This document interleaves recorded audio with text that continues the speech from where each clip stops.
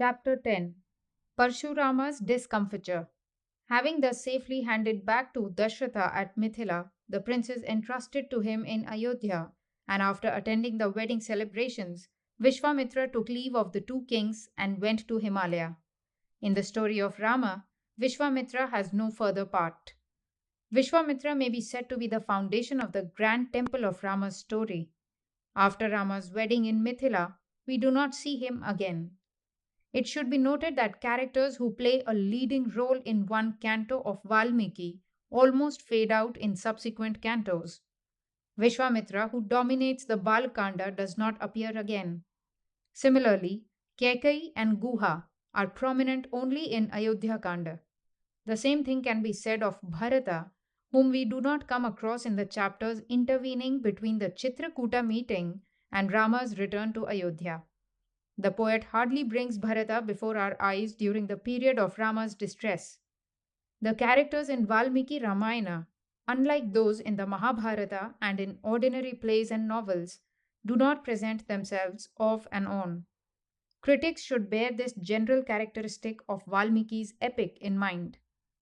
King Dashratha returned to Ayodhya, accompanied by his retinue.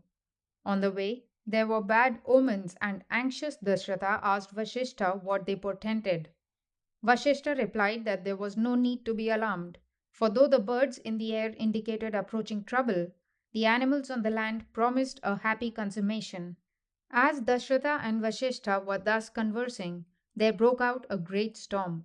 Trees were uprooted, the earth quaked, and clouds of dust went up and hid the sun, and there was an all enveloping darkness. Every one was terror struck. Soon they knew the reason for the strange phenomenon.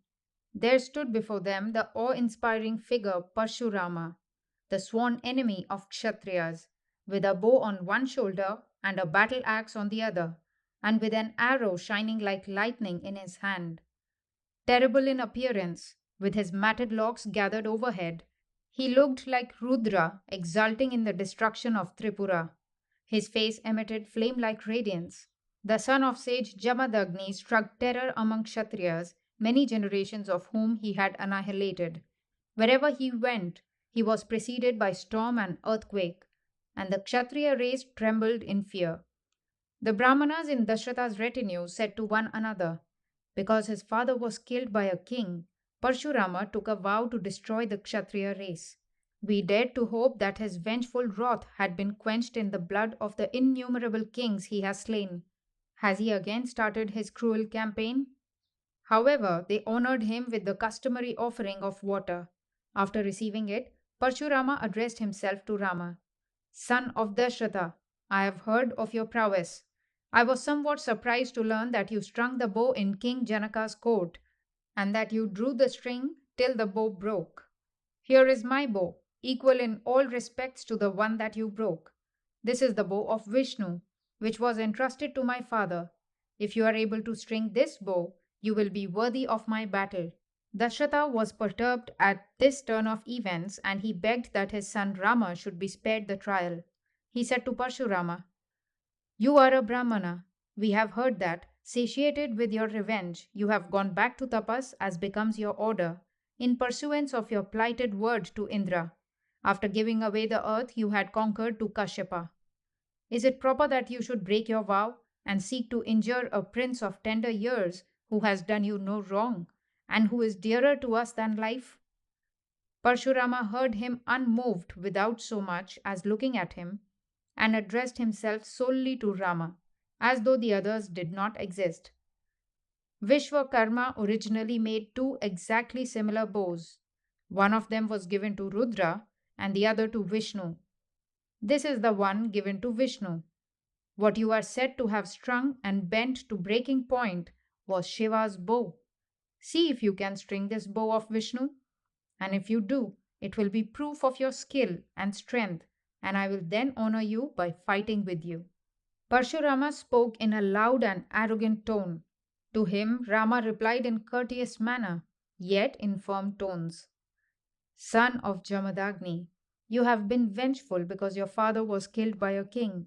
I do not blame you for that, but you cannot put me down as you have humbled others. Please give me your bow. So saying, he took the bow and arrow from Parshurama. He strung the bow and setting the arrow to it, drew the string. Addressing Parshurama, he said with a smile, "This mighty Vaishnava arrow placed on the string cannot be put back idly. It must destroy something. Tell me, shall it destroy your powers of locomotion, or would you rather that it consumes the fruits of your tapas?" As the son of Dashrata strung the bow of Vishnu, the glory on Parshurama's face faded, and he stood, no longer the warlike conqueror, but a self subdued rishi. For the purpose of the Parshurama avatar was over. Parshurama said mildly to the prince of Ayodhya, "I realize who you are. I am not sorry that you have quenched my arrogance. Let all my tapas go to you. But because of my promise to Kashyapa, I cannot remain in his domains and have therefore to hurry back to the Mahendra mountains before the sun sets. Let me use my power of locomotion for this single thing. Subject to this, let the arrow which you have set to the bow consume all my power earned through tapas."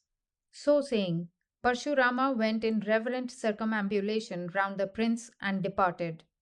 Ayodhya's citizens were overjoyed to hear that Dashrata and the royal princes were returning to the capital. The city was festive with flowers and shone like the Devaloka. Rama and Sita lived happily in Ayodhya for 12 years. Rama had surrendered his heart to Sita. It was difficult for one to say whether their love grew because of their virtues or it was planted in their beauty of form. Their hearts communed even without speech. Sita, rejoicing in Rama's love, shone like Lakshmi in heaven. Long afterwards, when their forest life began, Anasuya, the great sage Atri's holy wife, extolled Sita's love for Rama. And Sita answered, "How else could it be? Rama is a perfect being. His love for me equals mine for him. His affection is unchanging. Pure of heart, he has mastered the senses.